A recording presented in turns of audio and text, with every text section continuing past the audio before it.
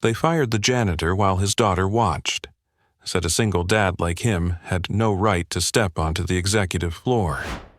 He didn't argue, he just held her hand as security dragged him toward the doors. And before anyone could blink, the moment that would destroy their confidence and rewrite their hierarchy was already rising off the runway outside.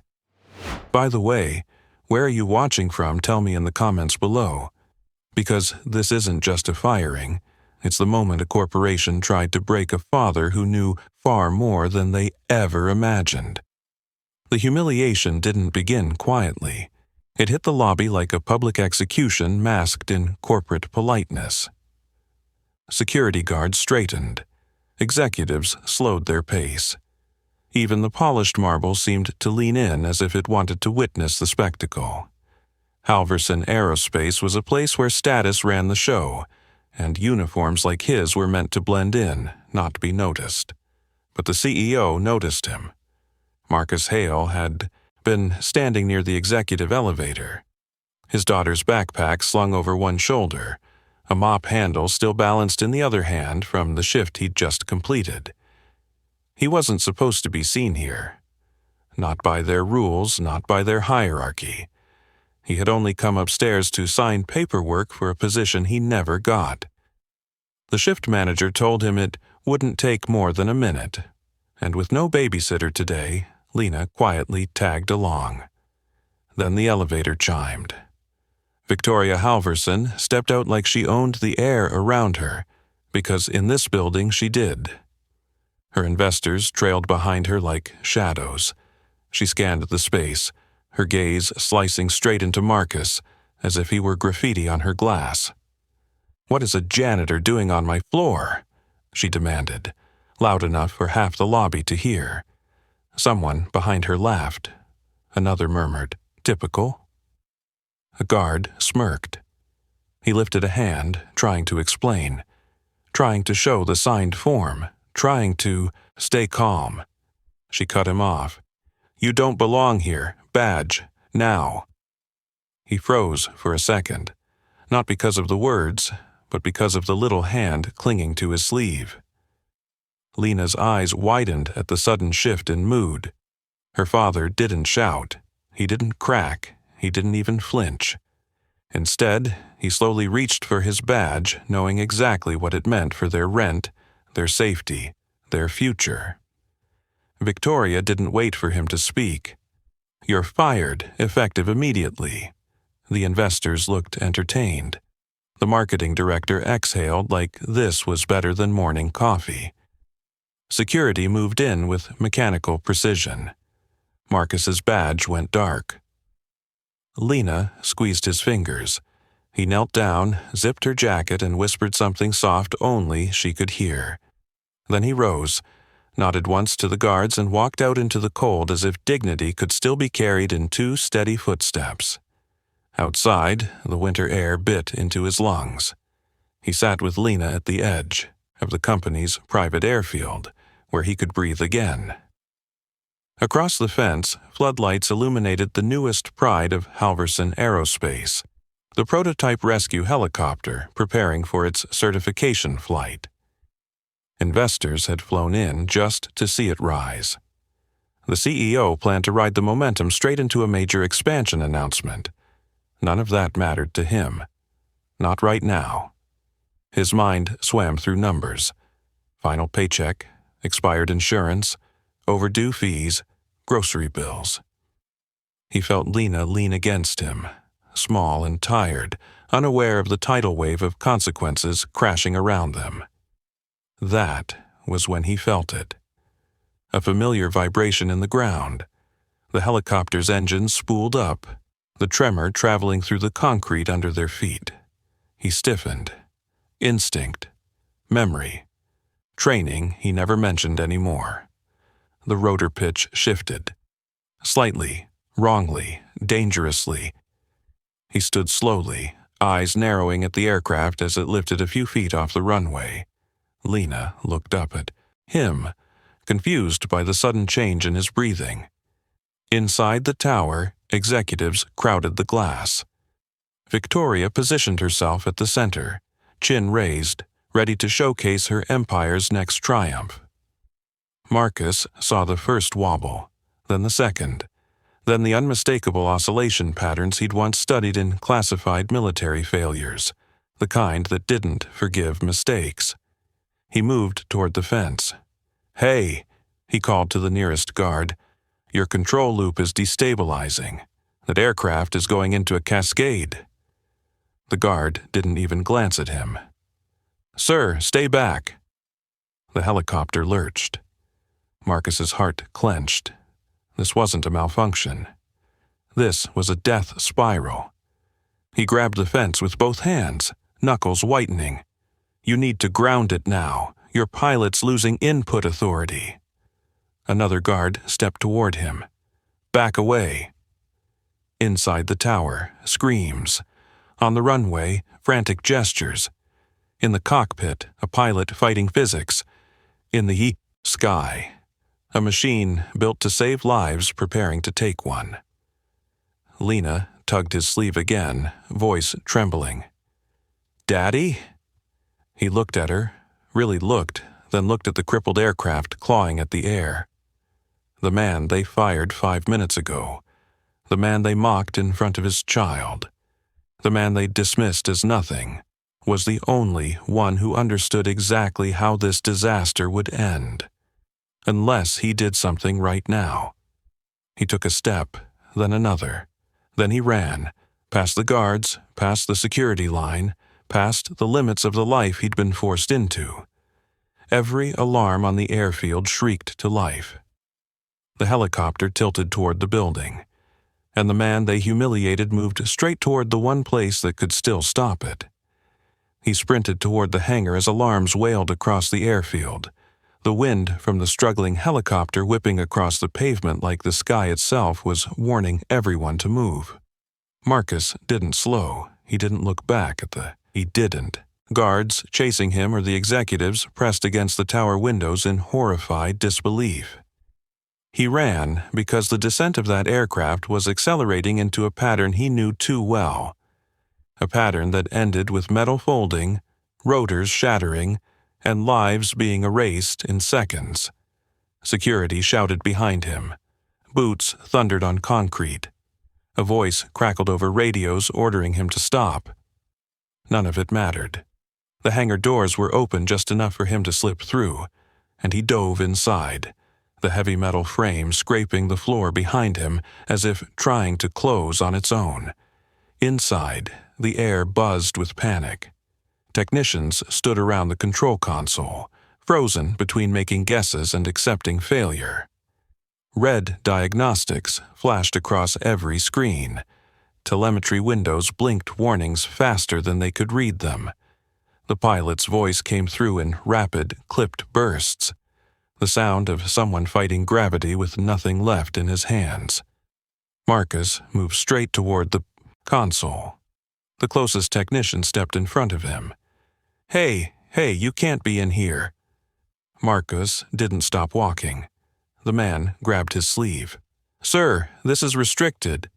"Your stabilizer loop is in runaway feedback," Marcus snapped, eyes locked on the telemetry. "If you don't cut the left compensator's autonomy and reassign pitch authority manually, he's done." The technician blinked, confused. "How do you know?" A violent shudder rolled through the hangar as the helicopter dipped sharply outside, its silhouette slicing across the floodlights. Screams echoed from the tower. A sensor alarm blared at maximum volume. Marcus shoved past him. He reached the console and typed a sequence with the reflexive precision of someone who had done it thousands of times before, in places far more dangerous than this. His fingers flew over the keypad, bypassing civilian-friendly menus and dropping into emergency override layers buried beneath standard access. These weren't public controls. These weren't even corporate controls. They were remnants of a military architecture Halverson's team had integrated without truly understanding how deep the original systems went.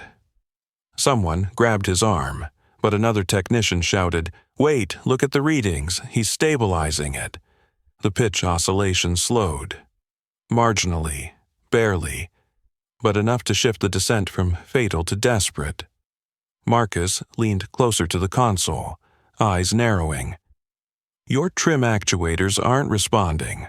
That's a mechanical lock. He's losing thrust authority. An engineer stared at him. Who are you? Marcus ignored the question.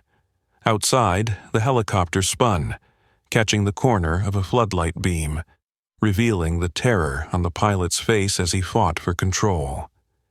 It was a face Marcus had seen on other runways, in other countries. Under classified conditions, no corporation's marketing department would ever mention. The technician beside him tapped his headset. Pilot says he has no lateral control left. Marcus didn't hesitate. Then stop trying to recover and start preparing to land. If he keeps fighting it, he'll shear the rotor mast. The main screen flickered with red-coded warnings, telemetry lines dipping into catastrophic ranges. The tower lobby filled with people running outside, unsure where to go, the chaos bleeding across the campus like wildfire. Marcus turned to the senior engineer. Open the route control panel. We don't have access. Yes, you do, Marcus said, lowering his voice. You just don't know where the failsafe lives. He reached over and pressed a hidden command combination. The restricted menu unlocked with a deep system beep that made half the room inhale sharply. The senior engineer stared at him. How did you know that sequence? He didn't answer. He focused on the descending aircraft. Its shadow stretched across the hangar wall as it dipped, dangerously low, skimming the rooftop line of the adjacent testing shed. Lena stood just beyond the fence line, small and terrified as security guards held her back. She watched her father with the trust of a child who believed he could fix anything. Marcus felt that trust pulsing inside him like a second heartbeat. He typed rapidly, overriding the stability module's autonomy. A new set of controls appeared. Raw, dangerous, unforgiving. The kind only someone with his training was qualified to touch. He took manual command of the stabilization algorithm.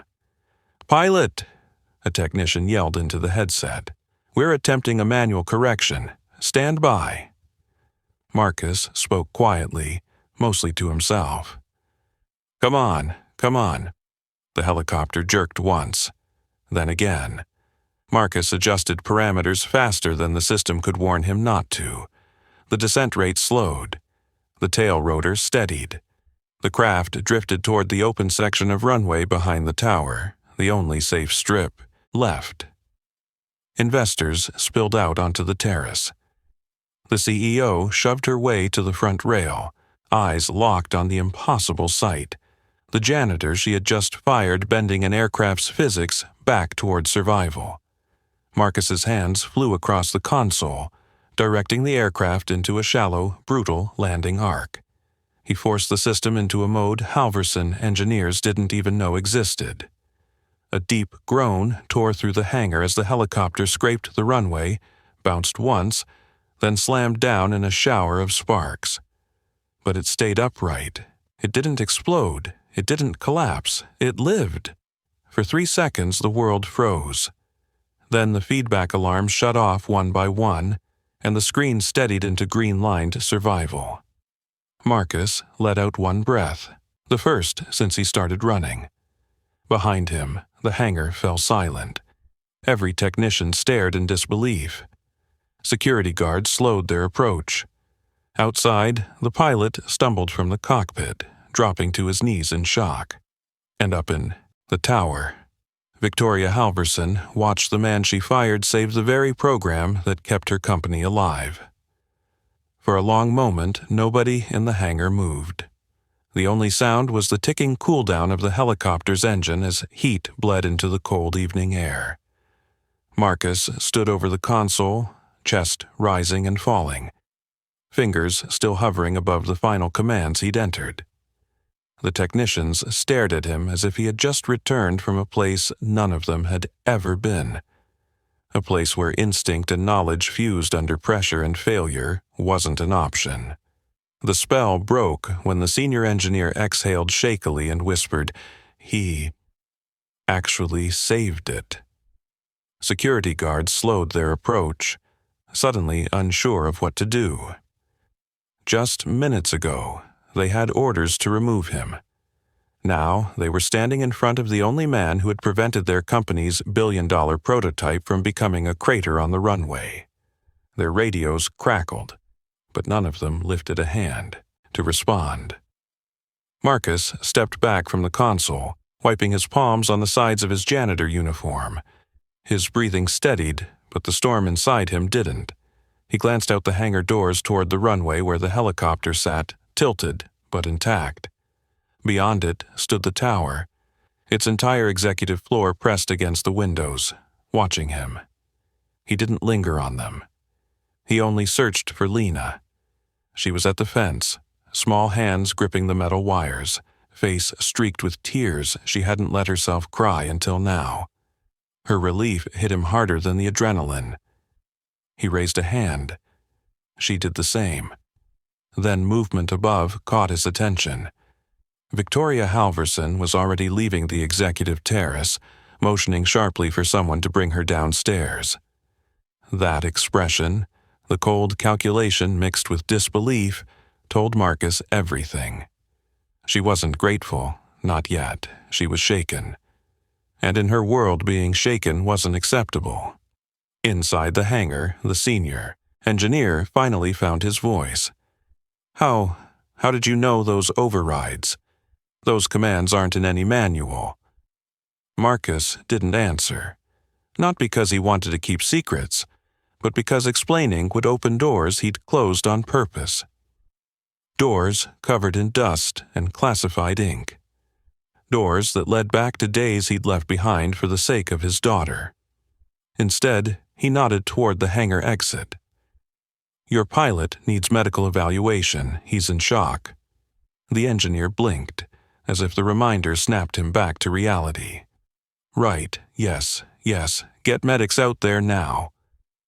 Technicians scrambled, running toward the runway while others hovered behind Marcus, half curious, half intimidated. One of them whispered, "He works here as a janitor?" Another shook his head. "Not after today." Security finally stepped forward, but their posture had shifted. No aggression, just uncertainty. "Sir?" one guard said carefully. "The CEO is coming. She'd like you to stay. Here." It wasn't a request. Marcus didn't argue. He couldn't leave Lena alone outside, but he needed them to understand something clearly. "My daughter is out by the fence. Someone needs to stay with her." "We already have eyes on her," a guard replied. "She's safe." Safe? He wasn't sure he believed that, but there was no time to push further.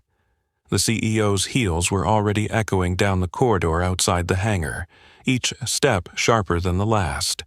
The technicians dispersed instinctively, forming a half-circle that left Marcus standing in the open, the console behind him, the hangar doors framing the helicopter outside like a monument to what he had just prevented. Victoria entered. Her presence pulled the air tight, as if the room itself braced for collision. She stopped 5 feet from him, expression unreadable. The investors behind her exchanged wide-eyed glances, whispering urgently, trying to figure out how the morning's humiliation had turned into this spectacle. For several seconds she simply stared at him. "This," she said finally, motioning toward the helicopter, "should not have been possible." Marcus kept his gaze steady. "Your stabilizer loop was misconfigured. The pilot never had control." "I'm not talking about the aircraft," she cut in. "I'm talking about you." The room fell silent again. He waited, calm but unyielding, the same quiet strength he'd carried out of the building after she'd fired him. It seemed to unsettle her more now than it had then. "You are a janitor," she said, the word landing heavy in the space between them. Yet you accessed systems no one in this company knew existed.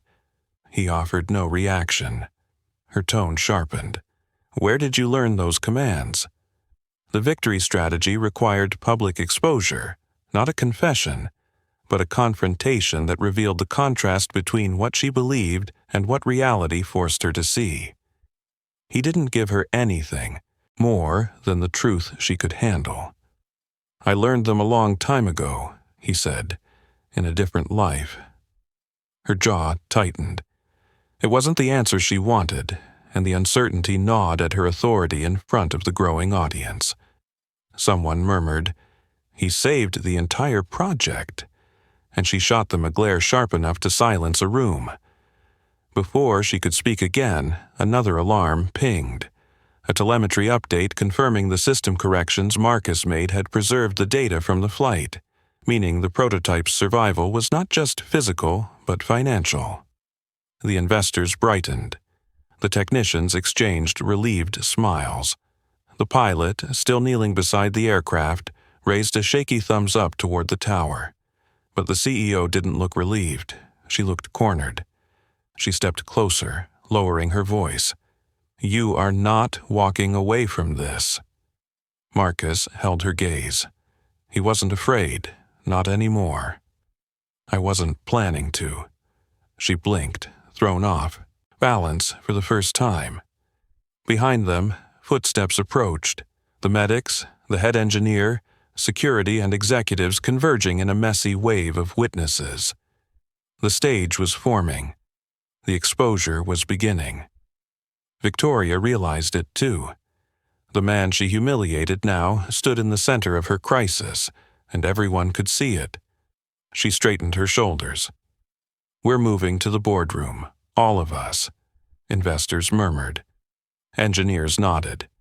Security gestured for Marcus to follow. He took one last glance toward the fence. Lena was still there, clutching the wires, eyes locked onto him with unwavering trust. He gave her a small, steady nod. Then he walked into the building he had been fired from less than an hour ago, not as a janitor, but as the man who had just saved their future. They entered the building in a tight cluster of security, engineers, investors, and executives, all funneling down the corridor toward the boardroom with Marcus moving quietly in the center, the same. Polished floors that reflected his humiliation earlier now echoed with a different weight. Dozens of footsteps trailing behind the man they had dismissed. The reversal wasn't complete yet, but it had begun, and everyone in that hallway felt the shift even if they couldn't name it. The boardroom doors opened, and the room swallowed them whole. Glass walls, a long obsidian table, overhead lights bright enough to erase shadows. Victoria took her seat at the head, stiff-backed, determined to regain authority. The others sat with a mixture of uncertainty and anticipation. Marcus remained standing near the far end of the table, partly because no one invited him to sit, partly because he didn't need to. Lena was safe with the security detail outside the hangar. He kept that in mind as the doors closed behind him. Victoria didn't waste time. "Before anyone speaks," she said, "I want to establish the facts clearly." Investors exchanged looks. The head engineer straightened his notes. The pilot appeared on a screen, patched in remotely from the medbay, looking pale but alive. Victoria turned her gaze toward the engineer. "Tell us exactly what happened." The engineer cleared his throat. "The prototype experienced a catastrophic stabilization failure, something we didn't detect during simulations. The aircraft lost control authority. We attempted overrides, but nothing responded." "And then?" Victoria pressed. The man swallowed hard. Then the janitor intervened. The word felt awkward in his mouth now. It hung in the air like it no longer belonged to the person it was meant to describe. Marcus kept his expression neutral. "He accessed hidden emergency controls," the engineer continued. "Controls we didn't know were still active. He implemented a stabilization sequence none of us recognized. One of the investors leaned forward. And that sequence saved the aircraft? Yes, the engineer replied. Without it, the helicopter would have crashed into the tower. A low murmur traveled down the table. Victoria lifted a hand, silencing it. What I want to know, she said, is how he knew any of that. All eyes shifted to Marcus. He offered the same calm he had always offered, even when the world around him treated him like a footnote. I recognized the failure pattern, he said. I knew what to do. That's not an answer, Victoria replied, her voice sharp with frustration. You bypassed classified level systems? How? Marcus didn't move, didn't blink. Experience. One of the investors tilted his head. Experience from where? Marcus didn't elaborate. He didn't need to. The less he said, the more the room felt the depth beneath the surface. Victoria's jaw tightened. She stood abruptly. I cannot run a company where unauthorized personnel have access to systems they shouldn't even know exist. The senior engineer raised a hesitant hand. With respect, if he hadn't, we'd be planning a memorial right now. A quiet tension spread across the table. The investors looked from the engineer to Marcus, then to the CEO. The hierarchy that had felt so rigid an hour ago now wavered under the weight of reality. Victoria didn't address the engineer. Instead, she pivoted toward the pilot on the screen. Explain what you felt during the failure. The pilot hesitated. I lost control. Everything froze. The aircraft was fighting itself. Then something shifted. The system came back, like someone forced it into compliance. And you survived, Victoria emphasized. Yes, the pilot breathed. Because of him. That sentence landed with the force of a verdict. The engineer spoke again. Ma'am, we need his insight.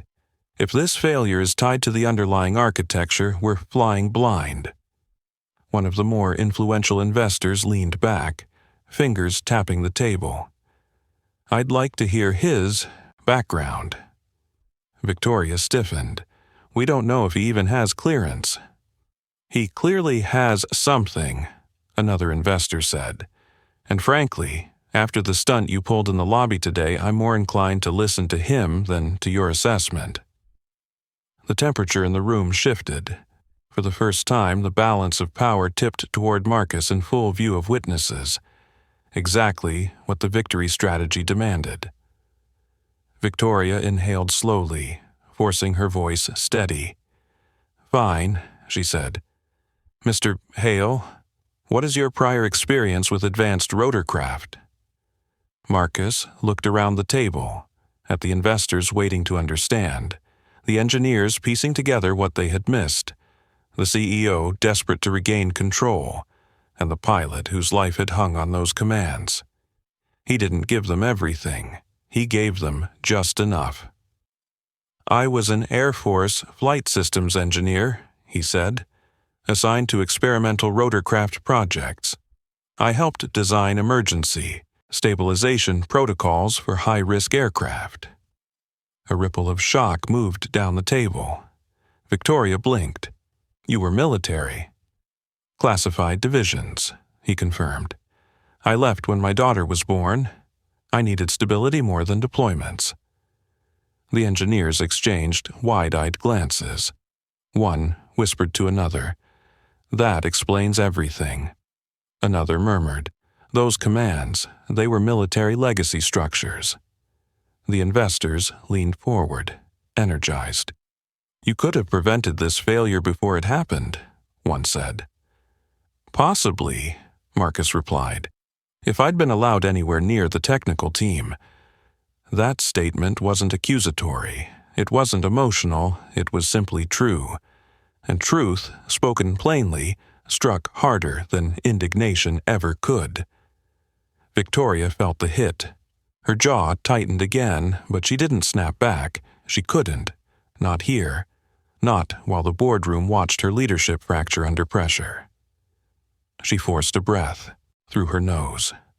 We will need a full analysis of today's events, and clearly, we will need you involved. The words tasted like splinters. Marcus didn't gloat. He didn't smile. He simply nodded. The engineer stepped forward. We should go back to the hangar. There's more to assess. We need him there. The investors agreed immediately. Victoria hesitated, then gave a stiff nod. Fine, but this conversation isn't over. Marcus turned toward the door. As he walked out, the quiet hum of respect followed behind him. The beginning of a public shift the CEO couldn't stop. Marcus stepped out of the boardroom with the engineers and investors following close behind, their hushed conversations weaving a current of urgency down the hallway. The shift in tone was unmistakable. Minutes ago, he'd walked these halls as a man stripped of his dignity. Now, every footstep behind him carried expectation, curiosity, and a dawning recognition of who he truly was. The security team shadowed the group more out of protocol than authority, unsure whether they were escorting a fired employee or someone far above their pay grade. As they moved toward the elevator, Marcus scanned the lobby through the glass panels.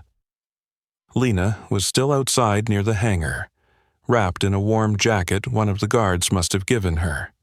She sat on a crate, legs dangling, watching the runway with wide eyes. A guard stood a few feet away, trying awkwardly to keep her entertained with small talk. She didn't look afraid anymore. She looked proud. That single glance steadied him more than anything the boardroom could have offered. The elevator doors opened and the group stepped in.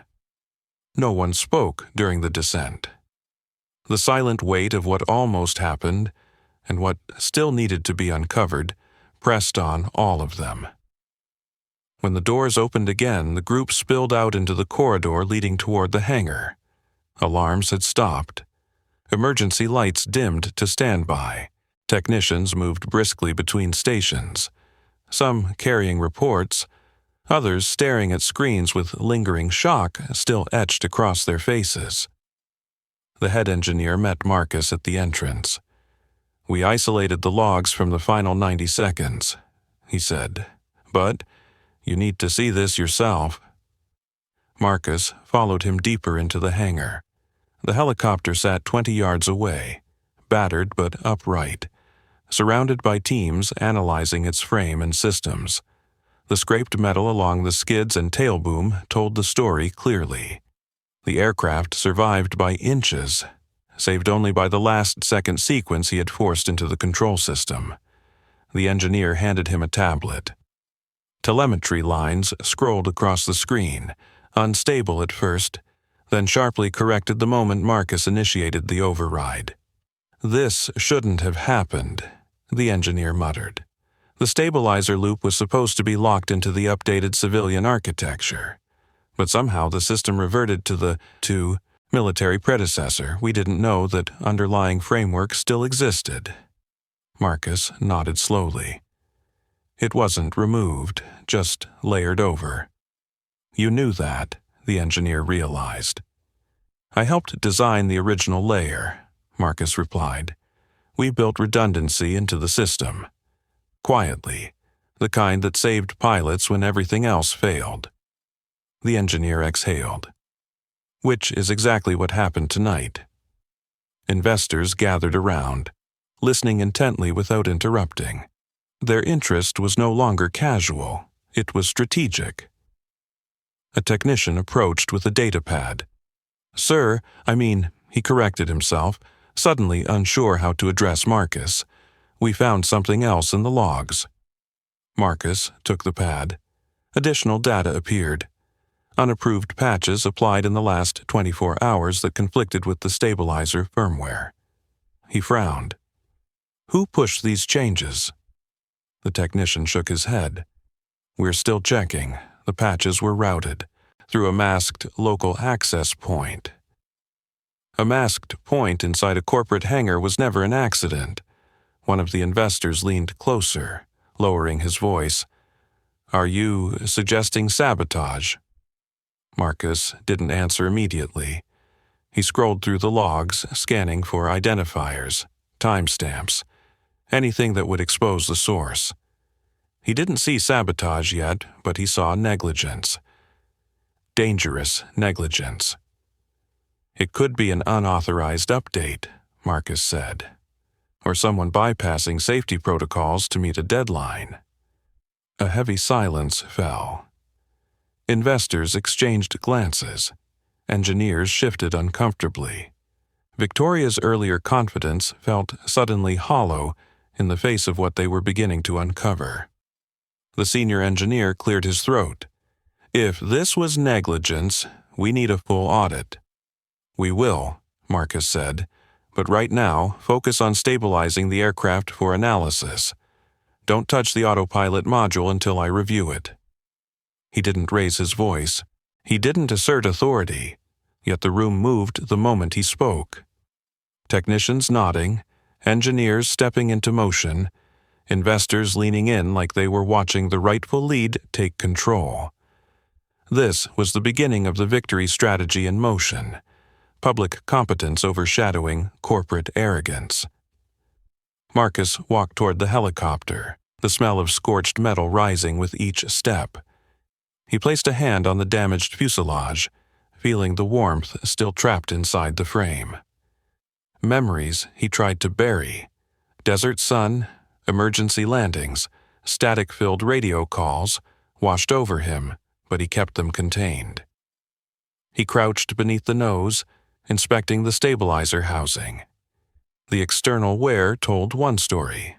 The internal diagnostics told another. Behind him, the head engineer spoke quietly. "If you hadn't been here..." Marcus didn't turn. "But I was." The man nodded, accepting both the statement and the truth inside it. A shadow fell across them. Marcus stood and turned to see Victoria approaching, alone this time, without her entourage of power. The hangar quieted. Her heels clicked slowly against the concrete, her expression tightly controlled. But she didn't stop near the group. She walked straight toward Marcus. He didn't step back. For a moment they simply faced each other amid the hum of machinery and the distant crackle of radio updates. "You shouldn't have been the one to catch this," she said. "Agreed," he replied. The engineer winced. Investors watched closely. Victoria held his gaze as if searching for a crack in the calm she had underestimated. "You put yourself in danger entering this hangar without authorization," she said. Marcus didn't blink. "Your pilot was already dying." Her posture faltered. She exhaled, frustration trembling beneath the surface. "I need answers, full answers, and I need them now." "You will get them," Marcus said, "but you won't like them." More witnesses, silently gathered. He wasn't showing off, he wasn't challenging her. He was simply telling the truth, in front of everyone watching her leadership fracture. Victoria swallowed. "Then start." Marcus stepped aside and motioned toward the damaged helicopter. "The smart thing," he said, "is to begin here, with what almost killed your company." Those words echoed across the hangar, and everyone felt the shift. The unmistakable moment when the janitor she fired became the authority she needed. Marcus stepped closer to the damaged helicopter, the scorched metal reflecting the harsh ceiling lights as if the aircraft itself were still trembling from the near crash. Victoria followed beside him, her shoulders stiff, every step betraying a silent war between authority and uncertainty. The engineers and investors formed a loose semicircle behind them, though it was obvious to everyone who now occupied the center of gravity in this room. The janitor she fired was the man they all depended on. Marcus crouched near the stabilizer housing and pointed to a cluster of wires at the access panel. "This shouldn't look like this," he said. "Your system has two architectures fighting each other. legacy military firmware and civilian overlays. The head engineer knelt next to him. How did we miss this? You didn't know it existed, Marcus replied, but someone else did. Those words rippled through the hangar. Sabotage, negligence. The possibilities circled overhead like vultures. Victoria folded her arms, trying to regain her footing. You're suggesting this wasn't an accident? I'm suggesting the aircraft was set up to fail, Marcus said. Whether intentionally or by someone cutting corners, we'll know soon. The investors murmured. Engineers exchanged worried looks. It was the kind of revelation that shook not only pride, but profits, timelines, reputations. Victoria glanced at the group, sensing the pressure, shifting toward her again. She took a step closer to Marcus. What do you need to confirm it? Marcus stood and wiped metal dust off his hands. Access to your integration logs, the update server, and whoever had clearance to push firmware changes. Her jaw tightened. That's classified company data. And someone inside your company nearly killed your test pilot, Marcus said. You don't have time to worry about optics. Silence spread again. Not empty silence, but the kind that follows a truth too sharp to ignore. Victoria hesitated. It wasn't fear, it was resistance, the last bit of her authority trying to reclaim ground. But the boardroom earlier had already shown her the truth. Her judgment had failed today, publicly and catastrophically. Fine, she said at last. You'll get access. The engineers exhaled with relief. The investors nodded. Victoria's voice, however, carried a fracture she couldn't hide. But I expect full transparency, she added. Marcus didn't answer. He simply walked toward the hangar workstation, the technicians parting for him like he'd always belonged there. It wasn't a power move. It was gravity. It was competence rewriting hierarchy. He pulled up the system logs and began navigating through windows the engineers had never seen. Lines of code scrolled rapidly across multiple screens, overlaying diagrams and timestamps. Your firmware update was forced through a masked port, Marcus said. That port isn't part of civilian architecture, which means someone in this building went out of their way to hide the modification. The room reacted like a single organism. Flinches, gasps, hushed curses. Victoria stepped beside him. Can you trace it? Eventually, Marcus said. The patch was routed through a temporary access point. Whoever did this knew how long the logs would retain the footprint. How long? She pressed. Not long, he replied. Minutes, maybe less. The technician scrambled, opening higher-level logs, trying to keep up. The head engineer shook his head in disbelief. We never touched these pathways. We didn't even know this access layer existed. That's the problem, Marcus said quietly. You were flying blind. A guard approached, voice low. Ma'am, should we lock down the building? Do it, she ordered without hesitation. No one leaves until we know who touched those systems. Marcus kept his focus on the code. Every movement of his hands drew more eyes. He wasn't hurried, he wasn't flustered. He approached the puzzle with the same steady precision he had used to save the aircraft, the same quiet authority that now defined the room. After a long stretch of analysis, he paused, fingers hovering over the keyboard. This wasn't a recent modification, he said. This update began weeks ago. The engineers froze. One bad patch wouldn't have caused. This, he continued, this was a chain reaction.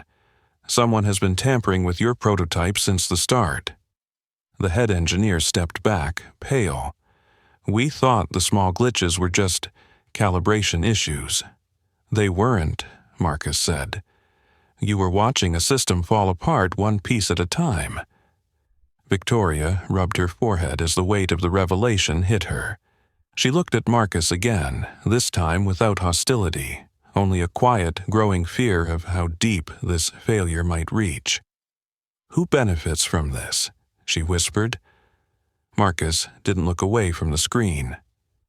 "That's the question that tells you whether this is negligence or sabotage." Those words settled across the hangar like dust after an explosion. A young technician rushed forward with another datapad. "Sir, we found a name on one of the early access logs." He held it out with trembling hands.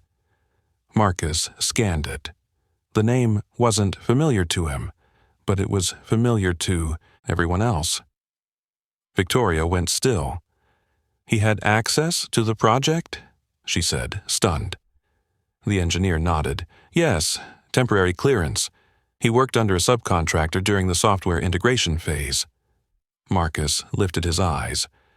"Where is he now?" The guard radioed another team. Static crackled. Then a reply. "We can't locate him. He's not on site." Marcus's jaw tightened. Victoria whispered the words no one wanted to hear. He ran. Marcus stepped away from the screen and looked out at the runway, the helicopter sitting in the glow of the floodlights like a wounded animal. The disaster wasn't over. It had just started revealing its teeth. And for the first time, everyone in the hangar understood exactly why they needed him. The moment the guard confirmed the missing subcontractor wasn't on site, a different kind of silence fell across the hangar. Not shock, but the heavy, humming kind of realization that something larger had been lurking beneath their work for weeks. Even the technicians stopped moving, their screens reflecting the blinking cursor that now meant so much more than code. Marcus didn't panic. He'd lived inside moments like this far too many times. Sabotage wasn't just a possibility, it was a pattern he recognized with uncomfortable clarity. He tapped the datapad again, studying the subcontractor's clearance trail. His last recorded access was 2 hours before the test flight, Marcus said. He didn't mask that entry. He masked the ones before it. The head engineer swallowed. Meaning he wasn't expecting anyone to check the logs today. Meaning he assumed the aircraft wouldn't survive the test flight, Marcus replied. That truth hit harder than anything else. Someone inside their orbit wanted the helicopter to go down, with a pilot inside and an entire company's future hanging on its success. The investors exchanged grim looks. Victoria's expression hardened. She had finally moved past defensiveness and into something more dangerous. Alarm. "Lock every terminal connected to integration," she ordered the guards. "Shut down the subcontractor badges and freeze all remote access." A guard replied with urgency, "Already done, ma'am." Marcus didn't look away from the datapad. He's not dumb. If he sabotaged the aircraft, he knows you'll trace him. He won't go far. Victoria stepped toward him. "You think he's still in the area?" "You don't run unless you have somewhere to run to," Marcus said. He was a subcontractor. Limited time on site. He'd need a cover, a strategy, a pickup, or a way to remove evidence. He scanned the room, not for the man, but for the pattern. Sabotage required access. Access required proximity. Proximity required familiarity. Marcus turned to the nearest technician. Which terminals did he use on earlier shifts? The technician pointed toward the workstation near the back of the hangar. "Over there, workstation 12. Marcus headed straight for it, the others following as if drawn by some invisible tether. Workstation 12 was tucked behind a stack of equipment, almost intentionally positioned away from the central consoles, a place where someone could work unnoticed. He knelt and ran his fingers along the underside of the desk. The technicians watched, puzzled. After a moment, his hand stopped. He pulled out a small device no larger than a matchbox. a relay transmitter with a blinking indicator. "What is that?" the engineer whispered. "A signal bridge," Marcus said. He was routing commands through this to disguise where they originated. Victoria inched closer. "Which means?" Marcus held up the device between two fingers. "Which means he wasn't acting alone." The hangar tensed. Investors murmured. Technicians stared wide-eyed, and Victoria's breath hitched. "This keeps getting worse," she whispered. "It's not just a bad patch anymore," Marcus said. "Someone helped him bypass your system architecture." The head engineer rubbed his forehead. "But who would—" "Someone with more access than him," Marcus cut in. "Subcontractors don't get this level of control." He placed the relay device on the workstation and powered it down. As the indicator light faded, a sudden wave of understanding rolled through the room, a realization that this wasn't negligence or incompetence. It was coordinated. Victoria stepped back, face pale beneath her composed exterior. Her authority, the thing she clung to instinctively, was slipping again. Not because she lacked power, but because she lacked answers. "What do we do now?" she asked. All eyes moved to Marcus. He didn't hesitate. "We follow the relay signal. Whoever partnered with the subcontractor didn't expect the aircraft to survive. They didn't expect me to be here." This time, nobody questioned why the janitor was leading. An investigation worth billions. They simply listened. The senior engineer stepped forward. "We can track the device's last active pairing. It's in the system logs." "Then pull them," Marcus instructed. "But do it from the isolated local server. If the accomplice is still connected remotely, they'll know you're digging." The engineers sprinted toward the server room. Victoria stayed close to Marcus. "You speak like someone who's seen this happen before." He didn't answer. He didn't need to. She exhaled, her voice low. "I don't know how to lead a crisis like this." "You don't have to," Marcus said. "Just don't get in the way." Her lips parted slightly, but no anger came. Only acceptance, bitter, heavy, and oddly relieving for her. Before she could respond, a call crackled over a guard's radio. "We found something. Server data shows a secondary access node. Someone tried to purge logs while the aircraft was failing." Marcus stiffened. "Where?" the guard replied. "Maintenance wing, East Corridor, utility access." Maintenance wing. The irony wasn't lost on anyone. The place where he had worked for months, sweeping floors and cleaning rooms while the internal threat moved freely above him. Victoria gestured to security. "Seal the East Corridor, no one goes in or out." Marcus started walking. "Don't seal it, track it. If you close it, whoever's there will panic." The guards exchanged looks. Victoria hesitated, then nodded. "Keep it open, quietly." Security dispersed. Marcus continued toward the corridor, every instinct sharpening. This part of the building was quieter, industrial, filled with pipes, machinery hums, and dim overhead lights. The perfect place for someone to hide, or manipulate systems unnoticed. As Marcus approached, he felt it, the shift in air, the subtle wrongness, not fear, alertness. He paused at the threshold. Behind him, Victoria whispered, "What is it?" He stared down the dim hallway. "This is where they access the system," he said. "This is where the sabotage began." He took another step. The lights flickered. A distant clang echoed through the pipes, and every instinct in him, the instincts he tried to bury, snapped awake. Someone was still here.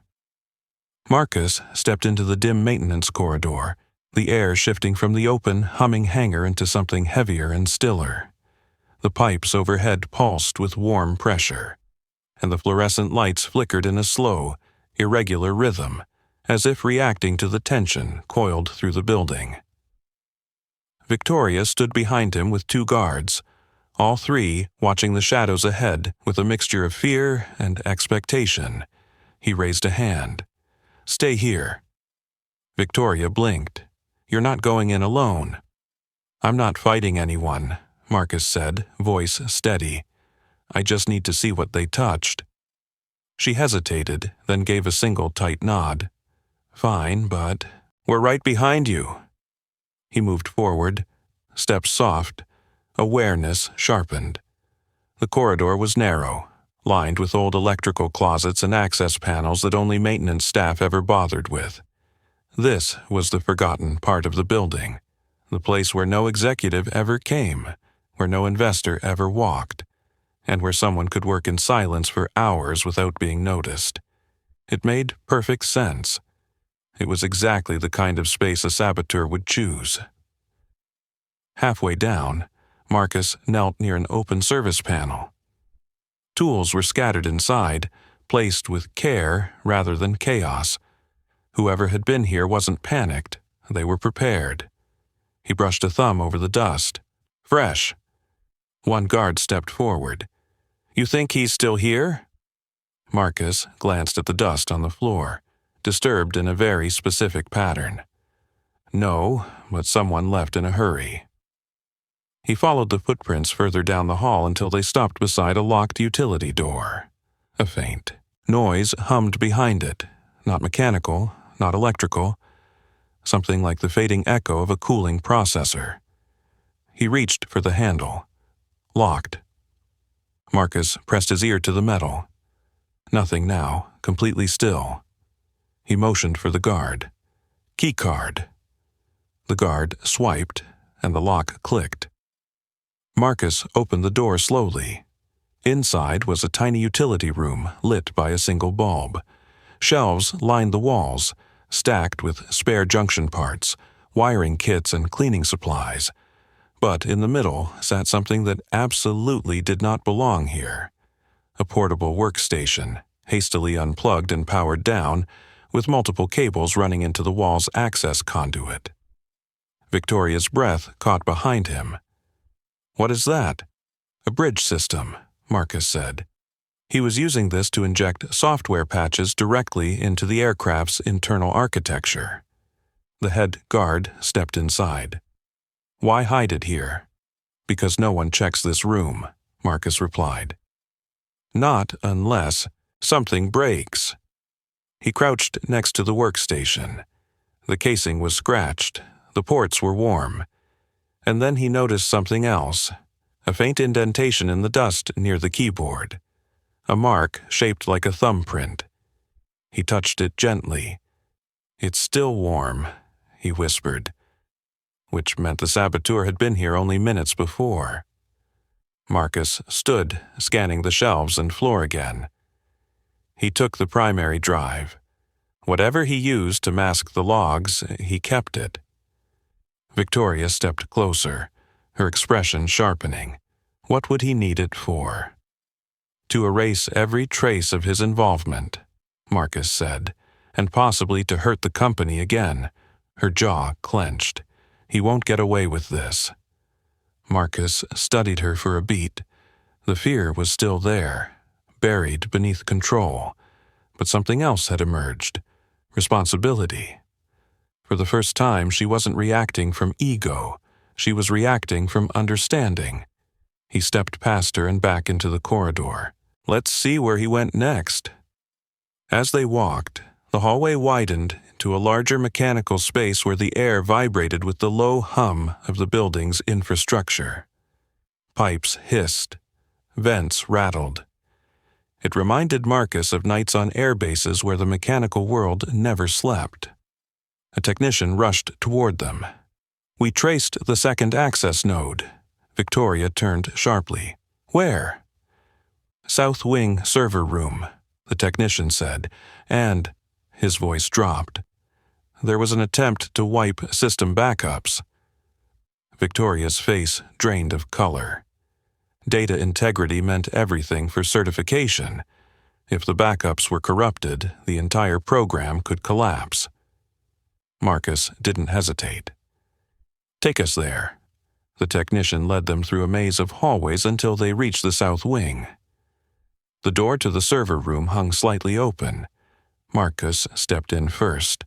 Rows of humming towers glowed blue. The air was cold, recycled, dense with static. The sabotage here wasn't subtle. Cables yanked, ports left unlocked. One server still running a process it shouldn't. Marcus approached it and scanned the screen. Lines of code filled the monitor. He exhaled sharply. He was sanitizing logs, and he almost finished. Victoria approached beside him. "Can we stop the wipe?" Marcus pointed to the progress bar. "We already did. The process froze when the aircraft emergency triggered a lockdown. He didn't finish." Relief hit the room in a wave. But Marcus wasn't relieved. He was thinking. Thinking because something didn't add up. The subcontractor wasn't this skilled. He had some access. He had some knowledge. But this required deeper familiarity with both the building's infrastructure and the aircraft's architecture. This required someone closer. He stepped back from the terminal, brows furrowing. "Marcus?" Victoria asked. He shook his head slowly. The sabotage didn't start with him. He was a pawn. A guard's radio crackled suddenly. "Ma'am, we found a car leaving the north lot, fast. Plates match the subcontractor." Victoria stiffened. "Did security follow?" "Units are moving to intercept now." Marcus turned to her. "The car is a distraction." Victoria blinked. "What?" "He wants you chasing him," Marcus said, "while the real threat stays here." The investors and engineers stared, their faces drained.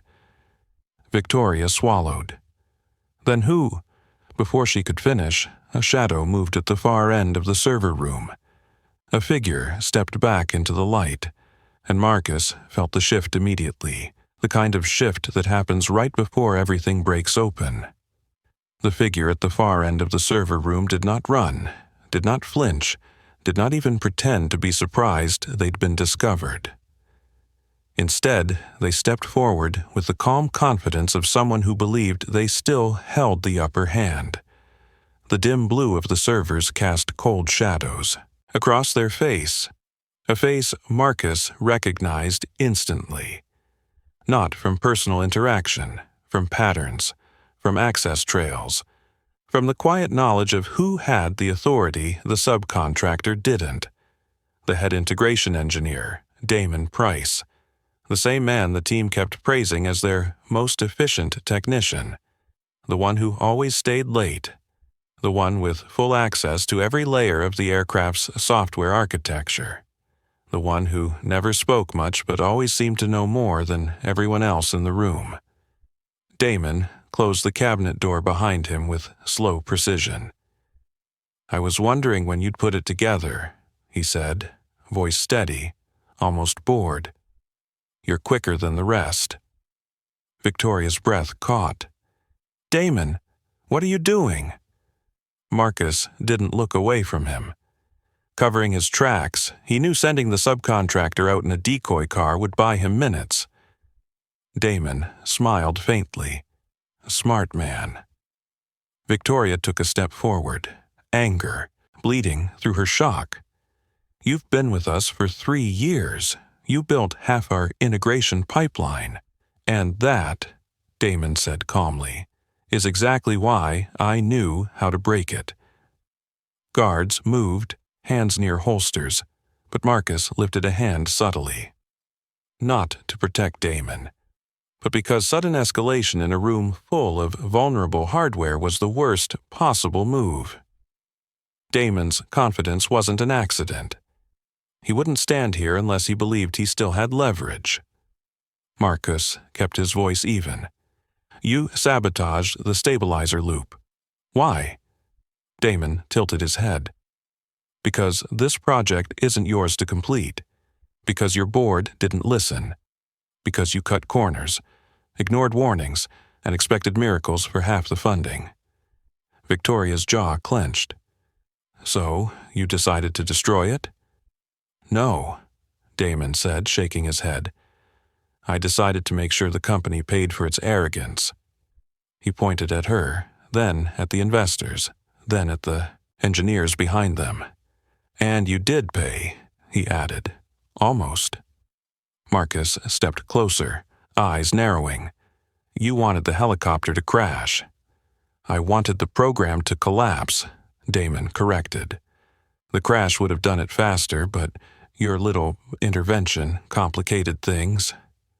There it was. The admission. Cold, clean, unforgivable.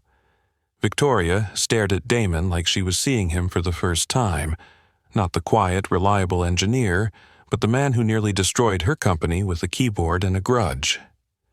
Why involve the subcontractor? She demanded. Damon shrugged. I needed someone to execute the patches without raising suspicion. He thought it was a shortcut to impress me. I told him it would reduce testing time. He had no idea what the code actually did. Marcus felt a dark, heavy realization settle in. You manipulated him. Everyone's manipulable, Damon replied, especially people who want to climb. Victoria's voice cracked. And the pilot? Was he disposable to you? Damon's expression didn't change. Collateral, the price of exposing a corrupt system. The air in the room shifted. Not a single person believed Damon's justification. Not the guards, not the engineers, not the investors. He wasn't exposing corruption. He was manufacturing destruction to make himself feel powerful. Marcus watched him with a different lens. Not anger, not outrage, but recognition. He'd seen this type before. Brilliant, embittered, convinced the world owed him validation. A dangerous combination. Damon leaned against the rack. Now, before you jump to conclusions, let's remember, none of you have proof. Marcus lifted the relay device they'd found earlier. This says otherwise. Damon chuckled. A portable transmitter, that could belong to anyone. Your thumbprint is in the dust, Marcus said quietly. For the first time, Damon's composure faltered. A flicker, slight, but real. Marcus stepped forward. You were sloppy when the aircraft survived. Because you didn't expect anyone to pull that override. You didn't expect the fallback architecture to respond. You didn't expect me. Damon's eyes sharpened. That's because you shouldn't exist. Marcus didn't blink. But I do. It was the first real confrontation between two levels of mastery, one rooted in quiet experience, the other in ego-driven sabotage. The guards moved subtly into flanking positions, but Damon stepped back with one hand slipping into his jacket. Everyone froze. Marcus stepped forward immediately. Damon, don't. A moment stretched long and thin. Then Damon withdrew his hand, holding not a weapon but a small drive. Black, unmarked. Warning written on its silence. This, he said, is every patch, every access point, every modification I made. The investors inhaled sharply. And I can erase it permanently, Damon continued, lifting the drive, unless you let me walk out. Victoria's voice dropped into something low and lethal. You're not leaving this building? Damon smiled. Then your entire program dies. Marcus stepped between the two. Not shielding Damon, shielding the moment. Damon, he said softly, you're thinking like a man who's already cornered. But you're not. Not yet. Damon frowned. I'm holding the only leverage I have. No, Marcus said. Your leverage is the belief that you're smarter than everyone else here. Damon stiffened. Marcus kept going. But if you destroy that drive, your brilliance disappears with it. You become nothing more than the subcontractor you used. A flicker of something. Ego, vanity, fear crossed Damon's face. Victoria saw it too. Marcus stepped closer. "You want to be remembered, not erased." Damon's grip loosened. Slowly, carefully, Marcus extended a hand. "Give me the drive," he said. "Walk out of this room with your intelligence intact, not in flames." The entire hangar seemed to hold its breath. Damon's fingers hovered, trembled, and then he placed the drive into Marcus's palm. No one moved, no one spoke. And in that frozen moment the balance of power shifted, irrevocably, toward the man they had fired. The drive sat in Marcus's palm like a live charge, small and silent, yet capable of detonating reputations, projects, and legal battles all at once. Damon stood motionless after handing it over, suddenly stripped of the grandstanding confidence he'd worn like armor. The server room's cold air hummed around them, the blue server lights flickering across faces filled with everything from shock to fury. Victoria finally stepped forward, her voice low. "Guards, take him." The security team moved in on instinct, but Marcus lifted a hand, not to protect Damon, but to prevent chaos from unraveling the moment. "Wait." The guards froze. Victoria glared at Marcus, disbelief sharp in her expression. "Wait? After everything he's done?" Marcus didn't look away from Damon.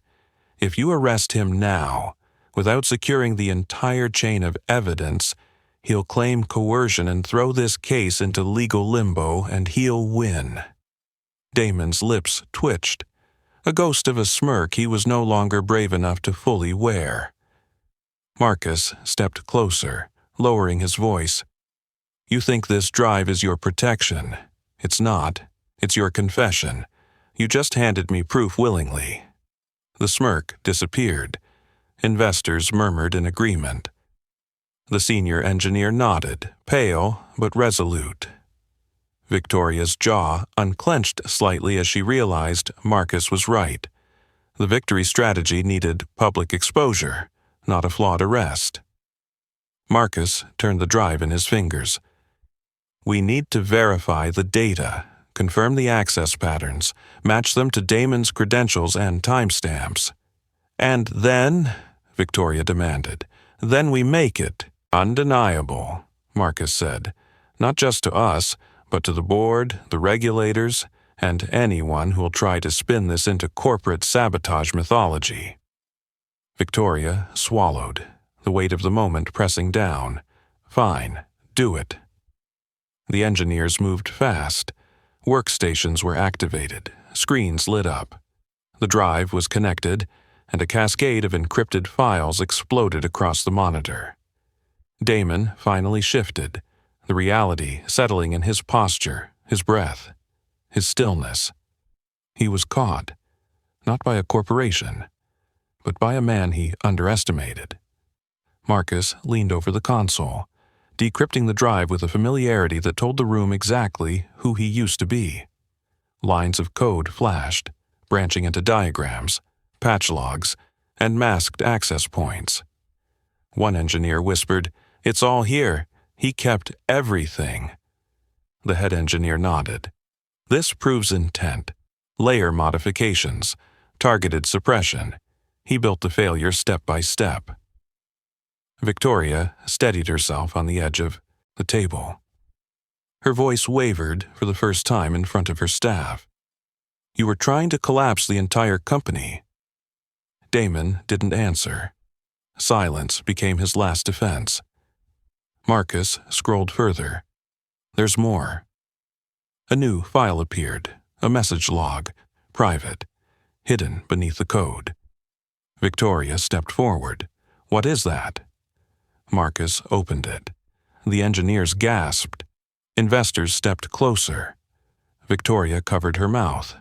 The log contained exchanges between Damon and an unknown recipient, someone outside the company, discussing schedules, system weaknesses, and the desired outcome of a failed test flight. Money was mentioned.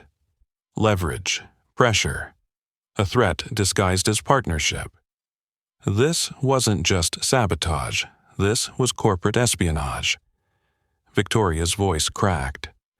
Someone hired him. Marcus nodded slowly, and he wasn't planning to stop with one aircraft. Damon finally broke his silence. You don't get it. They ruined me. They ruined all of us who were doing the real work. I just gave them a reason to listen. You nearly killed a pilot, Marcus said quietly. You call that forcing them to listen? Damon's eyes flickered. You think you're a hero, but you're just a man who couldn't let the past die. Marcus held his gaze, completely steady. The difference between us is simple. You used your knowledge to break things. I used mine to save a life. The words didn't rise in volume. They didn't need to. The entire server room felt them. Victoria turned to the guards. Take him, now. This time, Marcus didn't stop them. Damon offered no resistance as the guards cuffed him and led him out, his shoulders sagging under the weight of what he had destroyed. When the door shut, the room exhaled as one. Victoria stepped beside Marcus, her voice barely above a whisper. I don't know how to come back from this. You don't come back, Marcus said. You rebuild, one piece at a time. She nodded once, a gesture that wasn't humility but reality. You should brief the board. They won't hear it from anyone else. An investor stepped forward. He's right. Hale needs to present this. They'll trust the man who stopped the crash. Victoria hesitated, then nodded. Boardroom, 5 minutes. Marcus unplugged the drive, handed a copy to the engineers, and pocketed the original for the board. The guards escorted Damon away through a side corridor. The engineers dispersed to secure the system. The investors walked behind Victoria, but as Marcus headed toward the exit, the senior engineer tapped his arm. Sir, you saved more than the helicopter tonight. Marcus didn't answer. He didn't need to. He stepped out of the server room and into the corridor that led toward the executive floor, the same hallway where he'd once walked invisible, carrying cleaning rags and silent dignity. Now he walked with the proof of betrayal in one pocket and the company's future in the other. The victory strategy had entered its final phase. Public vindication was no longer just a possibility. It was inevitable. Marcus walked the long corridor toward the executive floor with the same quiet steadiness he had carried through every moment of humiliation, crisis, and revelation tonight. Except this time, the silence around him wasn't the silence of invisibility. It was the silence that follows a man everyone suddenly realizes they should have listened to from the beginning. His boots echoed against the polished floor, each step a reminder of the shift in power that had unfolded only hours after he'd been stripped of his badge. The boardroom doors were open when he reached them. Inside, the entire board sat around the obsidian table, expressions tight with anticipation. Engineers lined one wall, investors the other. Victoria stood at the head of the table, no longer leaning on her authority, but bracing herself against the truth she knew she could no longer outrun. Marcus entered. 100 eyes followed him. The same room where he had once been humiliated was now the room where the narrative would finally break in the opposite direction. He placed the drive on the table without ceremony. This, he said, is what Damon Price and an external collaborator did to your aircraft. Gasps rippled through the board. Victoria closed her eyes for a moment, steadying herself. Marcus connected the drive to the conference system. The screens around the room lit up with code, diagrams, timestamps, and messages. The entire sabotage operation laid bare in front of the highest authority in the company.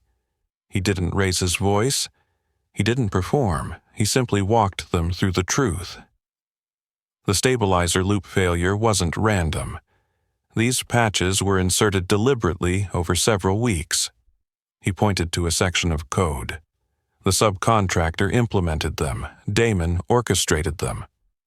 One of the board members leaned forward. And you stopped the crash using what exactly? Marcus didn't shift his tone. Military failsafe architecture. The aircraft still had legacy systems no one here ever identified. That's why your engineers couldn't control it. Another member spoke. Older, quieter, more analytical. You recognized the failure instantly. I've seen it before, Marcus said, in situations far more dangerous than a demonstration flight. A murmur followed. Respect, disbelief, and something deeper. Remorse. He continued. The aircraft would have collapsed in less than 30 seconds if I hadn't overridden the loop.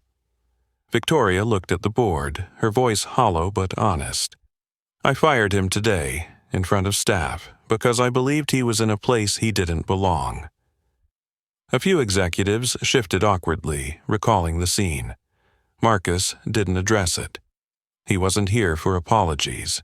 He was here for truth. He clicked.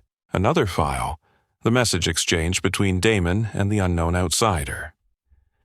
The boardroom fell into a chilling quiet. He wasn't just sabotaging the helicopter, Marcus said. He was planning to collapse the entire program. The most senior board member spoke. Mr. Hale, what do you believe we should do next?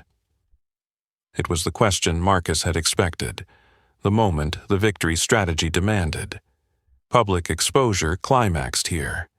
His authority, earned through competence and calm under pressure, had become impossible to deny. We rebuild, Marcus said. But not the way you've been doing it. The board leaned in. You clean every access point. You audit every system. You retrain every engineer. And you remember one thing. Aircraft don't crash because of one flaw. They crash because the people responsible for preventing the flaw stop paying attention. The senior board member nodded slowly. And you? Marcus held the man's gaze. I don't need a title or a corner office. I need one thing, the assurance that what happened today won't happen again. A long silence followed, the kind that marks the turning point in an institution. Victoria inhaled deeply. He deserves an official role. Several board members agreed at once. Agreed. Absolutely. He saved the pilot and the company. The senior member turned to Victoria. Your recommendation? Victoria swallowed hard, meeting Marcus's eyes with something that finally resembled respect. Real, unvarnished, earned. I recommend Marcus Hale be appointed as lead safety and systems integrity engineer, she said, effective immediately. A ripple of shock, then approval, moved around the table. Marcus didn't react outwardly, but something tightened in his chest. Not pride, not vindication. Something warmer. The knowledge that Lena would never have to watch him be treated as invisible again. One board member added, with full clearance and oversight authority, no exceptions. Another chimed in, and appropriate compensation. The offer wasn't about money, it was about acknowledgement. Marcus nodded once. I'll accept, under one condition. The room stilled. He pointed toward the hangar. I want my daughter to see where I work, where I help keep people alive. No more hiding who I am from her. Victoria blinked, a quiet surrender. You have that, without question. The board approved it unanimously. The vote was recorded. The title was granted. The reversal was official. Marcus Hale, the janitor they fired, was now the man responsible for safeguarding their entire program. The guards at the door stepped aside as he walked out. Employees who recognized him straightened. Technicians nodded. A few whispered to each other, awe in their voices. And when he reached the elevator, Lena ran toward him, the guards having brought her up as instructed. "Daddy!" she cried, leaping into his arms. He lifted her gently, holding her close as the boardroom watched from the doorway. "You saved the big helicopter?" she asked. Marcus smiled softly. "Something like that." Victoria, watching from the background, lowered her gaze, not in shame, but in understanding. Today, everyone saw the truth she had missed. Power doesn't sit at the top of the building. It sits with the people who hold it quietly, humbly, and without needing applause. Marcus held his daughter a little tighter as he stepped onto the elevator. Tomorrow, he would rebuild the program. Tonight, he took back his dignity. The elevator doors slid open into the lobby, the same lobby where Marcus had been humiliated hours before. But now the space felt different, not because the marble had changed or the lights were warmer, but because every person inside turned toward him with recognition instead of dismissal. No smirks, no whispers, no sideways glances, just respect, quiet and honest. Lena clung to his shoulder, her small arms wrapped tightly around his neck as she blinked at the unfamiliar attention. She didn't understand corporate politics or boardroom power shifts, but she understood one thing clearly. Her father wasn't invisible anymore. Security staff stepped aside with a nod. Technicians paused mid-conversation to give him a grateful look. Even a pair of junior executives who had laughed earlier now watched him with a kind of awe usually reserved for test pilots and astronauts. As Marcus crossed the lobby, Victoria approached, walking slower than usual. Not with the sharp, heel-clicking authority she had wielded before, but with a measured pace that acknowledged the shift in their dynamic. "Your daughter looks tired," she said, voice softer than he expected. "It's been a long day for both of us," Marcus replied. Victoria nodded. "I wanted to say something, not as your CEO, but as someone who misjudged you." She looked down, the admission weighing on her. "I treated you like your uniform defined you. I didn't see the man standing in front of me, and that nearly cost us everything." Marcus studied her, not with anger, not with triumph, but with clarity. "You saw what you expected to see," he said quietly. "A janitor, not a person." She exhaled, accepting the truth. "That won't happen again, not with you, not with anyone under my leadership." He nodded, appreciating the sincerity rather than the apology itself. "Then, take care of your people. That's how you earn trust back." Victoria's eyes softened, the first genuine moment of humility he'd seen from her. "You have a long road ahead with this program, but today you saved us. I won't forget that." She stepped back, allowing him to continue toward the exit. The victory wasn't loud or theatrical. It didn't need to be. It was visible in every shifted expression, every respectful nod, every silence that once held judgment but now held gratitude.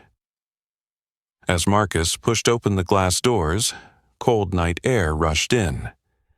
Lena buried her face in his shoulder, and he pulled her closer. The runway lights flickered in the distance, illuminating the silhouette of the helicopter standing upright despite the brutality of its landing. A survivor. Just like him, he took a seat on the low concrete barrier where he and Lena had sat earlier, when the world felt like it was falling apart. Now he sat with her in that same place, but everything had changed. The defeat he carried then had been replaced with something far stronger than vindication. Purpose. The hangar door opened, and the senior engineer jogged out, waving a folder. "Marcus." He walked over, slightly out of breath. "The board signed off on your clearance codes. You'll have full access by morning. They want you to oversee the entire diagnostic rebuild." Marcus nodded. "Good, that's where I'll start." The engineer hesitated. "For what it's worth, we should have noticed your skills from day one. You didn't deserve any of what happened today." Marcus gave a small smile. "Sometimes people don't see what they're not looking for." The engineer laughed faintly. Then, "Thank God you were looking tonight." He walked back toward the hangar, leaving Marcus with his daughter in the quiet hum of the airfield. Lena lifted her head. "Are you okay now?" Marcus kissed the top of her hair. "Yeah, I'm okay." "Are we going home?" "In a minute," he said. "Just wanted to sit here a little longer." She leaned her head back on his shoulder, and he felt the last remnants of the day's chaos melt away. Not from the promotion, not from the respect, but from the simple fact that she felt safe again.